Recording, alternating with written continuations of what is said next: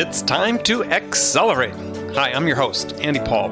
Join me as I host conversations with the leading experts in sales, marketing, sales automation, sales process, leadership, management, training, coaching, any resource that I believe to help you accelerate the growth of your sales, your business, and most importantly, you. Hello, and welcome to the show. I am so excited today to talk with my guest. Joining me is Steve Richard, co-founder of Vorsight, co-founder of VorsightBP. I mean, really a sales entrepreneur, if you will, I guess is one of the things I label you as.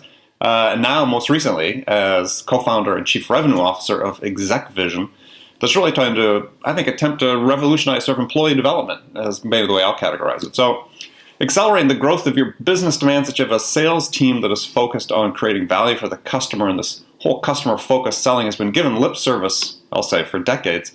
But one of the problems managers face with improving sales rep performance and becoming more customer-focused is that it's all about how they coach people. But the problem is that the information they have to coach their performers is usually anecdotal. It's after the fact. It's based on memory and recollection. And so with Exec Vision, Steve and his team are trying to change how you actually coach your people to greater levels of performance. So Steve, welcome to the show. Yeah, thanks, Andy. That was a great summary. So I sort of introduced you, but go ahead and introduce yourself. Fill in the blanks a little bit more about yourself. Yeah, I mean, really fundamentally, I'm an entrepreneur, and my passion has always been helping frontline, not just salespeople, but also customer-focused people. And my backstory is I was a failing frontline salesperson myself who had some interventions from some wonderful mentors at the right times, and they were interventions that were happening at the call level, actually helping me with how I executed my sales conversations. And I think there are a lot of other frontline people out there like that who need help. So if you look at anything, it doesn't matter if it's Vorsight, VorsightBP, Exec Vision, it's all built around that mission of my life, which is let's help so many more of these, especially millennial salespeople, get better because they need the knowledge that's in your head, Andy. So, are you a millennial? I was born in 1980, so I'm right on the cusp, but I definitely identify more with the Gen Xers. Okay. All right. So where were you failing when you were selling? Started at the corporate executive board. I was what we would now call a sales development rep. At the time, they called it a marketing associate. Right. And you were cold calling CIOs and cold emailing CIOs of big companies to try to generate appointments. It's really hard to get those people on the phone. It's really hard to get their interest and attention. There's a lot of vendor noise and static out there. And like many new sales development reps, I was way over my head about a month and a half, 2 months in. And that's when I had the classic, Bud Fox from Wall Street, look yourself in the mirror moment when I said, what are you made of? And, right. and that's when I started sitting down with all the people in the organization. There were about 100 of us doing it.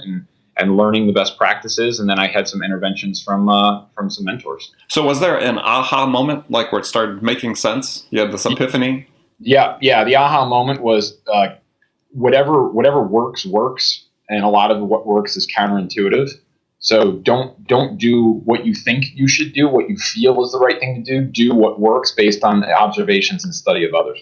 Now, was there one thing in particular that was counterintuitive that you found worked? Well, one of the things I'm kind of known for, the classics, is direct lines, getting someone's direct phone number. That was actually intuitive, but how to get it was counterintuitive, calling places like the IT help desk in the organization and places like that. Just the ability to get a CIO on the phone is so hard. Yeah, very interesting.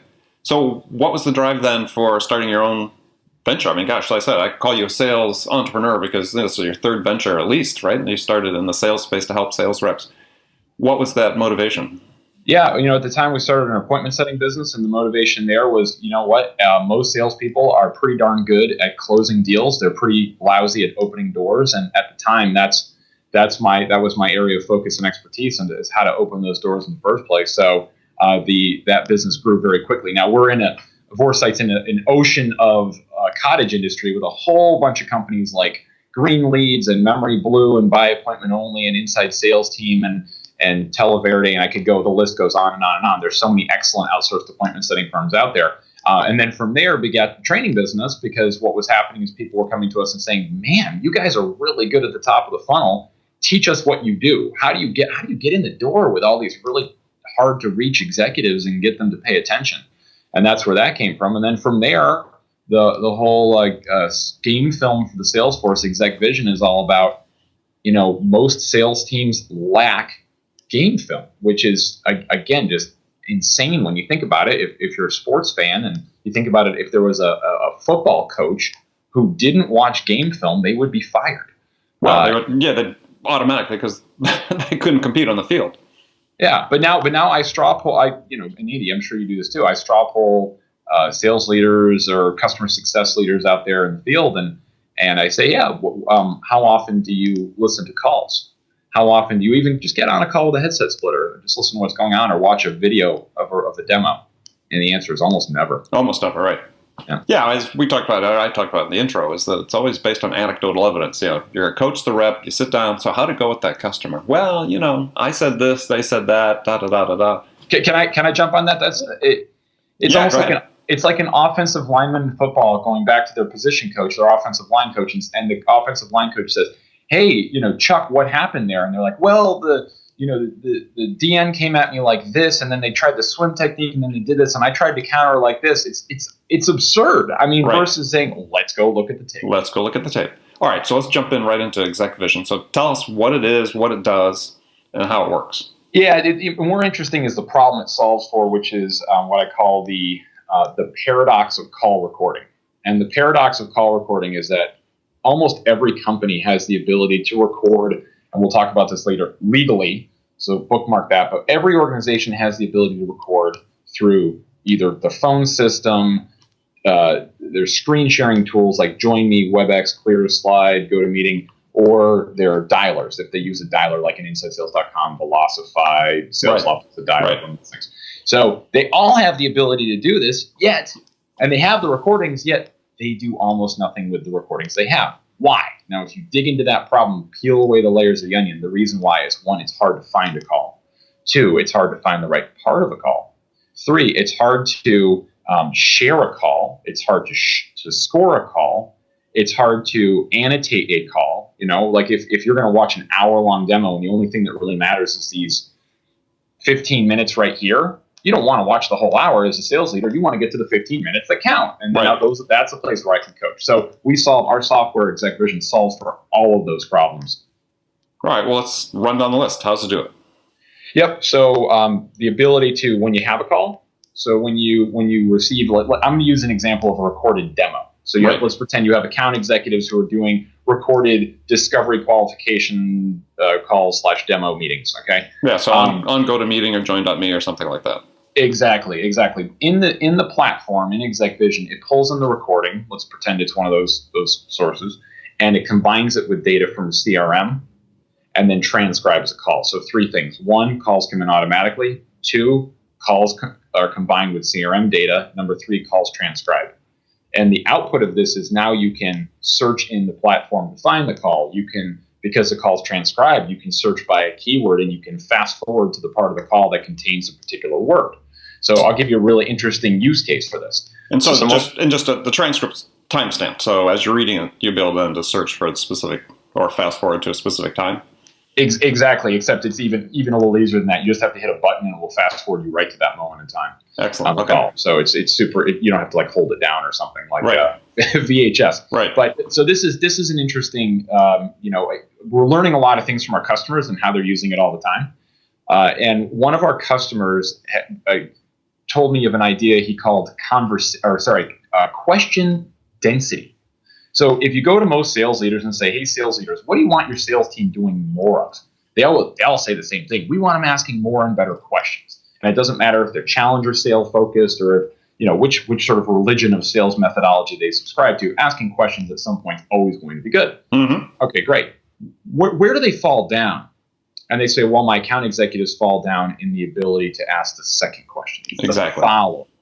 So in the platform, we can type in who, what, why, when, where, or how. Now, if you type in something like a what or how, you'll see quite a few examples. On an hour call, you might see what comes up 10, 15, 20 times. How, same sort of thing. But then if you type in the question, why? Interesting. Why? Why does that matter to you? Why do you do things that way? Why doesn't come up very often. Gosh, everybody forgets all the questioning patterns they learned when they were 2 years old. Exactly. Right? We were born asking the why question. Exactly. And that's the thing that's missing from so many. And, sales leaders are probably listening to this and nodding their head along going like, if I knew, now we can actually tell you, here are calls where people asked the question why versus calls where people did not ask the question why. And now we can really, coach in an incredibly efficient way that's 10 times. You can coach 10 times the number of calls in the same amount of time. Oh, that is cool. Yeah, I like that. You get that data about what is the how, what, why questions. That is pretty interesting because why is, to me, is a much more powerful question. It's funny. I read something online this week about somebody cautioning against asking why questions because they feel it was too interrogative, right, as opposed to collaborative. And I didn't believe it, and I don't agree with that at all. I think the why is an incredibly powerful question. So this is now we got something really interesting going on here because we in the sales, thought leader community, for lack of a better word, are always bringing forth the best ideas and the best practices of sales with the best evidence that we have. But you just brought up an interesting point. Sometimes there's disagreements amongst people who do this for a living and actually try to test and measure things and all those sorts of things. And where we're going with the Exec Vision roadmap is we want to answer these big questions like, well, is it better to ask the why questions or not? No one knows. No one's ever solved that problem to be able to say definitively asking why results in better performance. Or here's another big one, filler words. Like, kind of, sort of, actually, all these words that we can't stand. A lot of millennials will go, cool. They say cool twice in a row.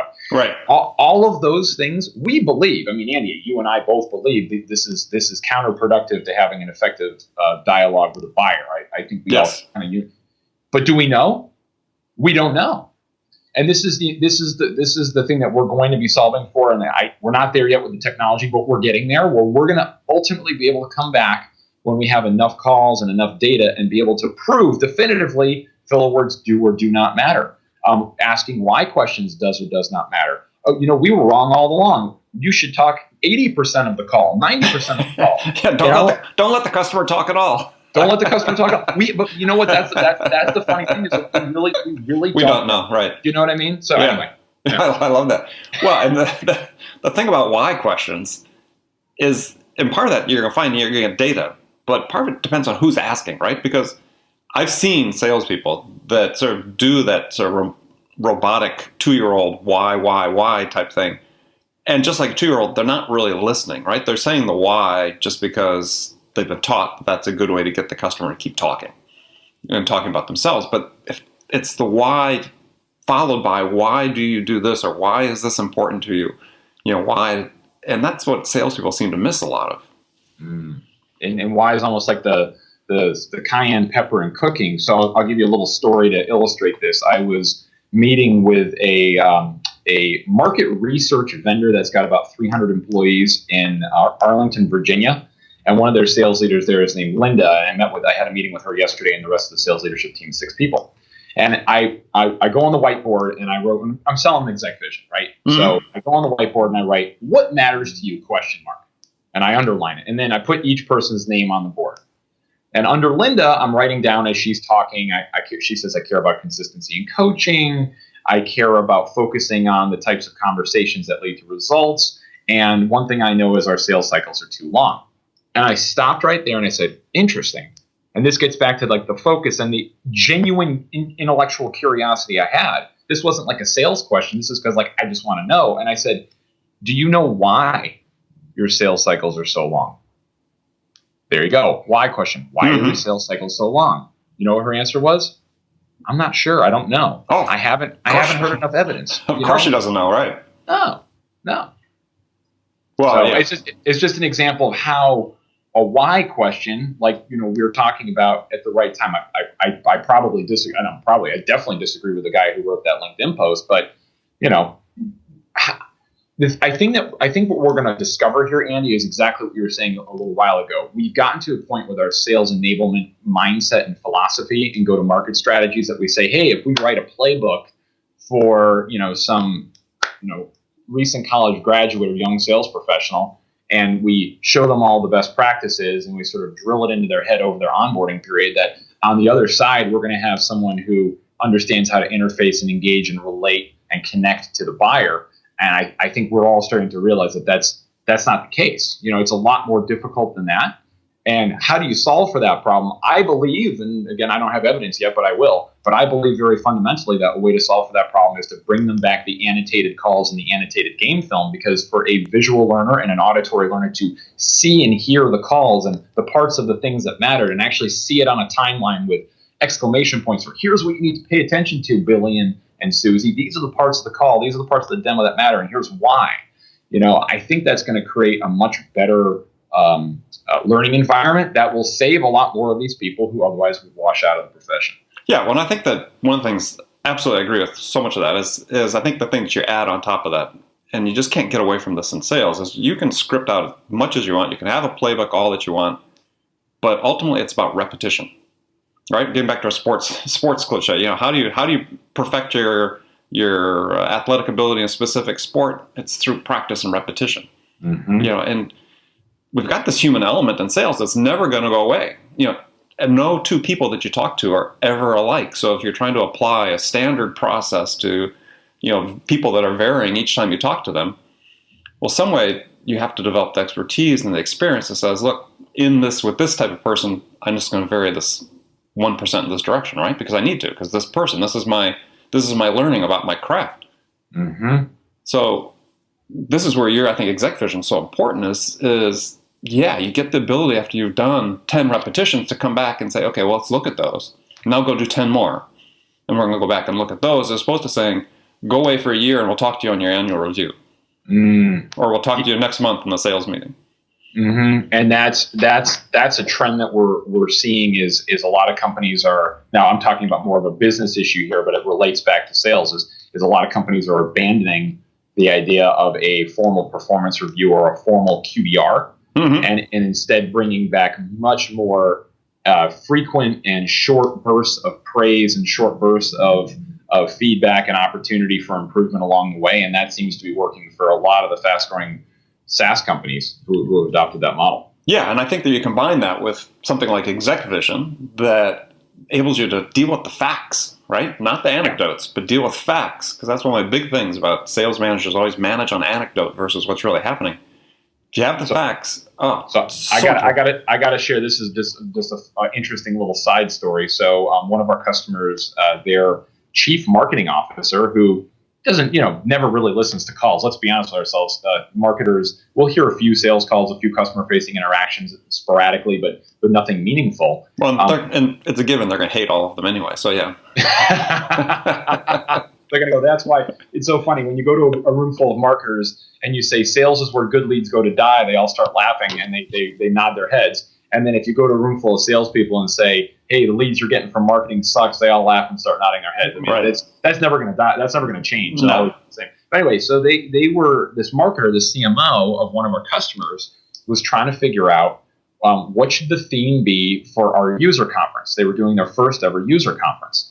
And the senior executive team had determined that this year it was going to be focused on social selling and connecting social selling back to marketing efforts, and that this is what we're going to do. Okay. Mm-hmm. So one of our customers said, well, hold on, guys, before you make that determination and really put the stake in the ground, how about you listen to 10 calls that we've had recently in my sales development organization with customers with prospects to hear what the marketplace cares about. What is the marketplace thinking about and talking about right now?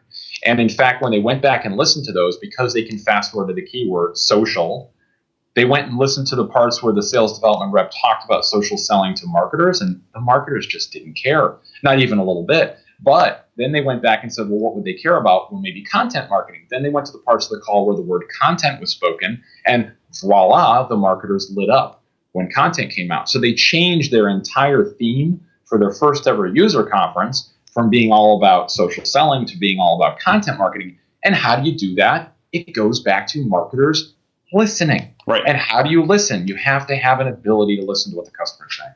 Well, great. Well, we're going to talk more about that. We're going to talk about, go back to revisit that issue you talked about before, sort of the legality of how do you make sure you're clear to record the calls and so on after our break.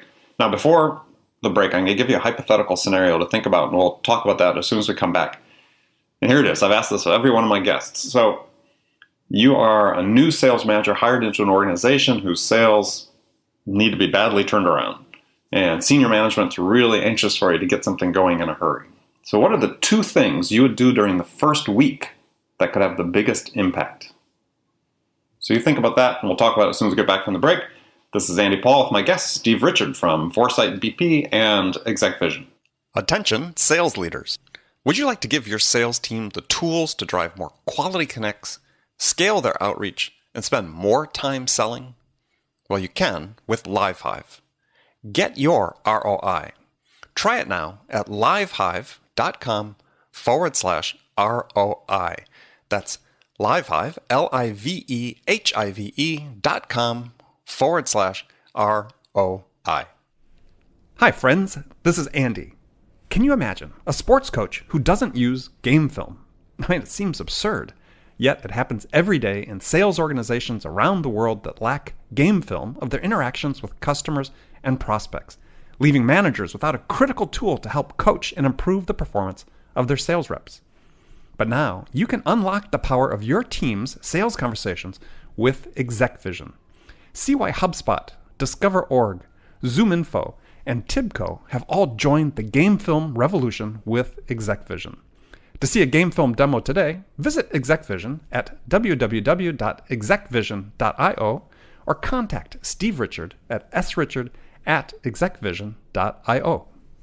Welcome back. I'm here today with Steve Richard from Vorsight BP, Exec Vision, sales entrepreneur, multiple companies he started in the sales space to innovate in sales.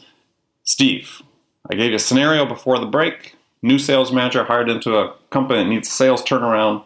What are the 2 things you do in the first week that could have the biggest impact? I need to know my players, so I need to assess the DNA of my players, and I need to understand who those people really are first. And I'm probably going to an assessment company to help facilitate that, but I'm using it as one data point. Mm-hmm. And then number 2, I need to have a baseline understanding of the interactions that they're having. So I need to sit and listen to as many of their different types of sales calls at different stages of the buyer's journey as possible. And then start asking them questions about where is the buyer in their buying process before I listen to a call, listen to what they have to say. They might not even know. After that, see how they match what they're doing as a seller to where the buyer is in their buying journey, if at all. So those are the 2 places I'd start, assessing and listening. Great answer. Like it. So back to Exec Vision. We talked before about, we raised the issue about, okay, you're using this methodologies you might have in place, your dialers, whatever, that you can record calls or your join.me, go to meeting. So what's the advice you have to give your customers in terms of asking their counterparts, people they're talking to, the prospects or whatever, for permission to record? Okay, call recording laws are the most misunderstood laws in the world. And I'm having more conversations with sales teams and customer-facing teams that are saying things like, we want to record our calls, but our lawyers shut us down, our legal team shut us down. Okay, I am not a lawyer, guys. Caveat, not a lawyer.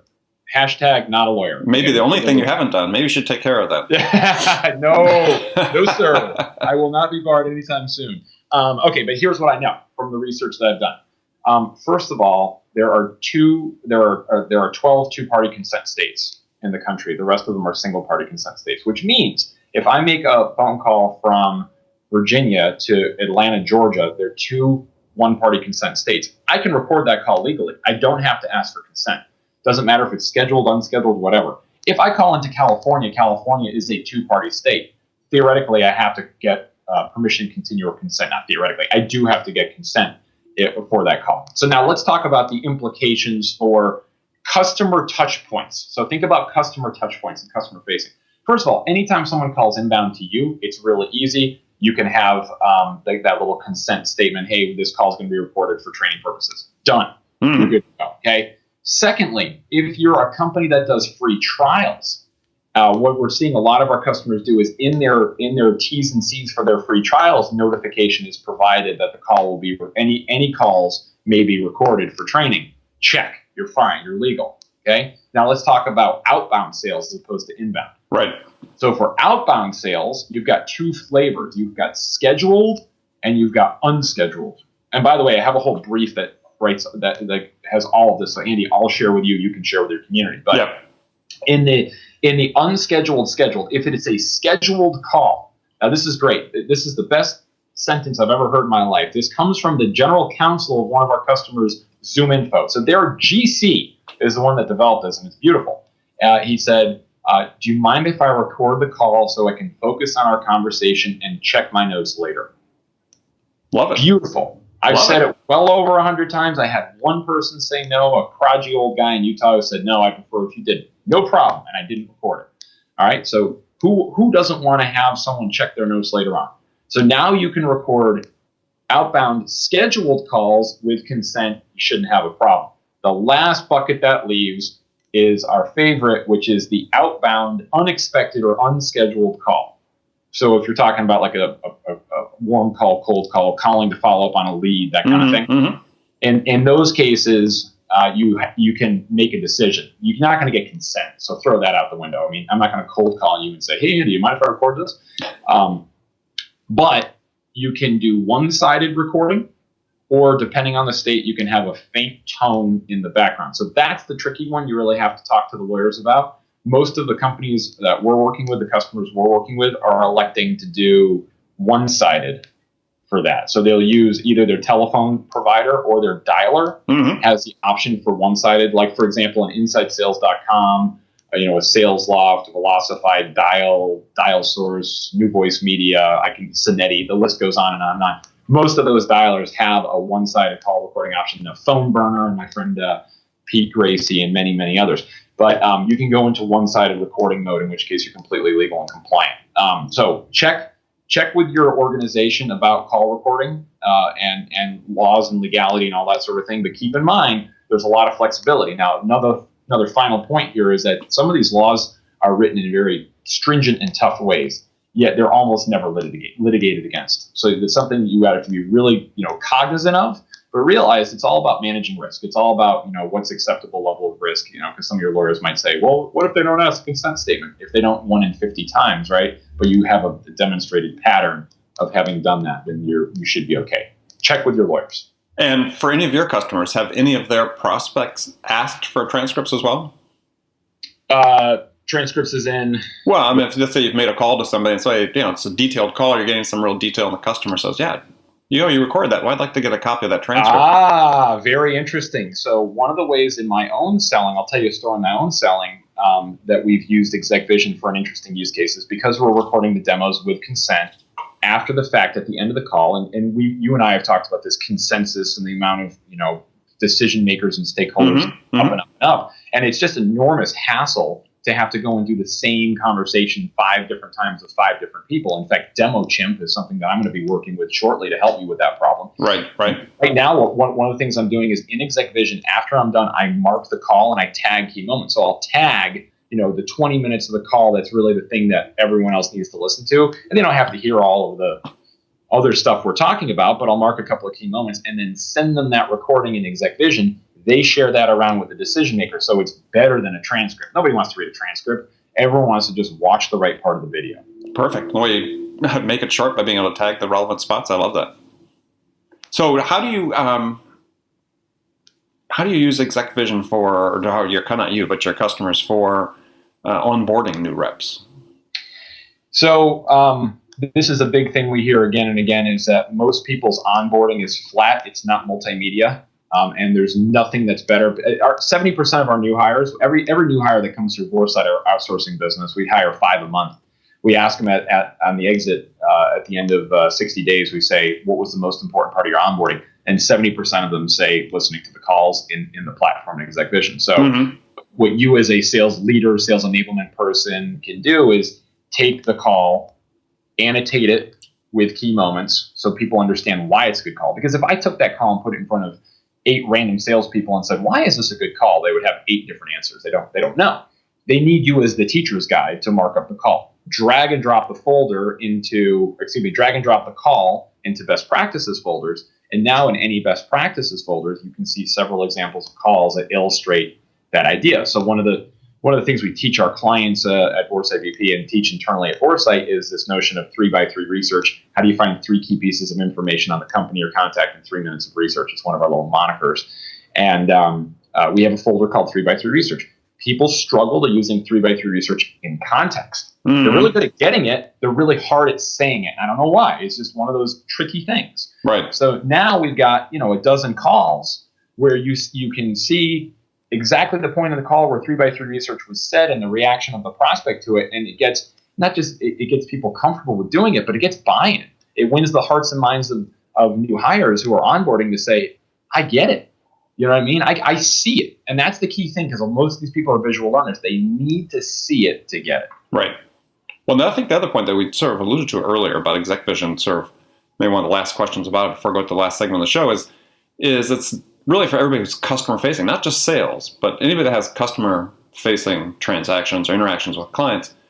You have the ability to coach them. And your customer service people, as I like to say, is the first call you get to customer service or customer support or customer success after you get an order is your first sales call on your next order. So being able to coach those people is really important as well. Yeah, and it's so I had a sales call with Thompson Creek Window Company in Maryland, and I love what they're doing up there. Rick West and his team, the CEO there, what they're doing.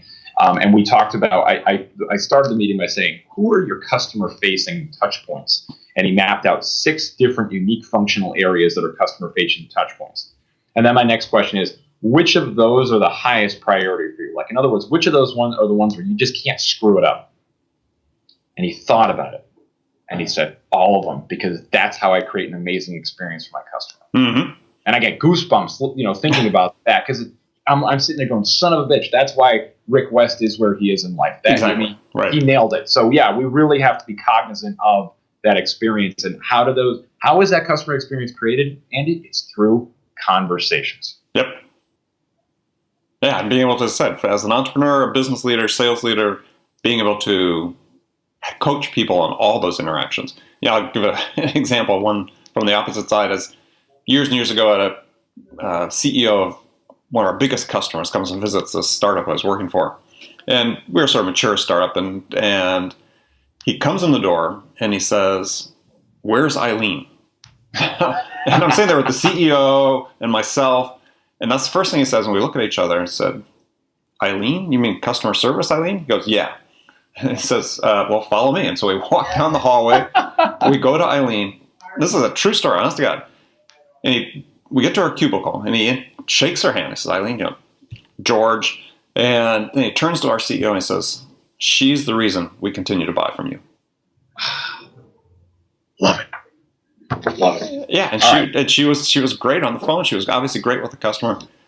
Entrepreneurs that pay attention, that business leaders pay attention, that function, yeah, they win out more than not. So that's great.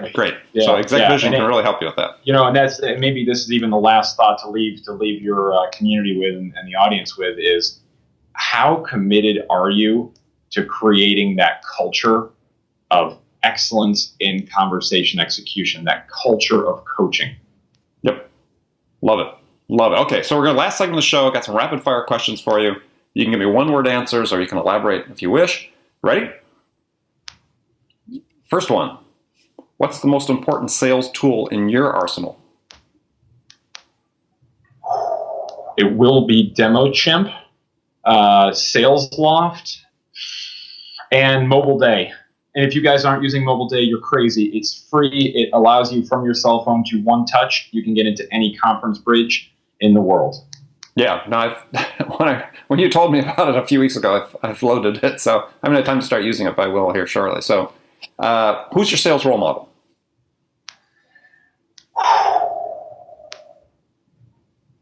Combination of,